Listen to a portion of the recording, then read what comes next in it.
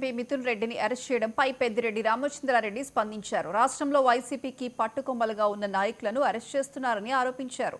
కూటమి ప్రభుత్వం దుర్మార్గపు పాలన చేస్తుందని మండిపడ్డారు. చంద్రబాబు, లోకేష్, పవన్ ఏ విధంగా ఇబ్బందులు పెడుతున్నారో అన్నీ చూస్తున్నామని, ప్రజలే వారి దుర్మార్గాలకు సరైన సమాధానం చెప్తారని వ్యాఖ్యానించారు. కూటమి ప్రభుత్వం మిథున్ రెడ్డిపై కక్ష సాధింపు చర్యలకు పాల్పడుతుందని పెద్దిరెడ్డి రామచంద్రారెడ్డి విమర్శించారు.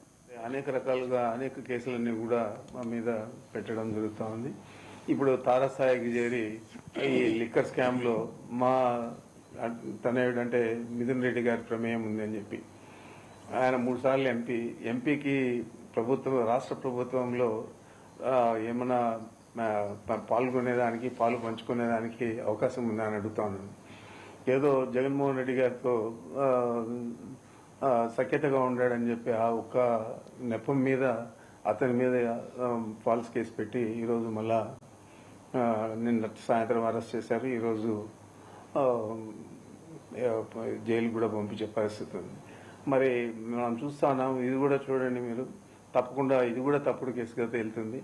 మరి ఇలాంటి తప్పుడు కేసులన్నీ పెట్టి ప్రభుత్వాన్ని నడుపుతూ ప్రతిపక్ష పార్టీలను అదుపులో తీసుకోవాలనే మిథున్ రెడ్డిని అరెస్ట్ చేయడం అనేది, ఆయన ఎంపీనా లేకపోతే 3 సార్లు ఎంపీ మళ్ళా లోక్సభలో ఒక పార్టీకి నాయకత్వం వహిస్తూ ఉన్నాడు.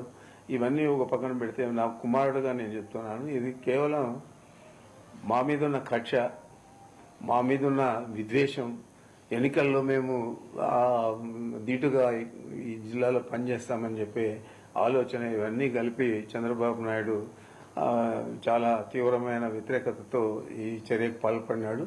దీనికి తప్పకుండా ఈ జిల్లా ప్రజలే కాదు, రాష్ట్ర ప్రజలు కూడా జవాబు చెప్తారు.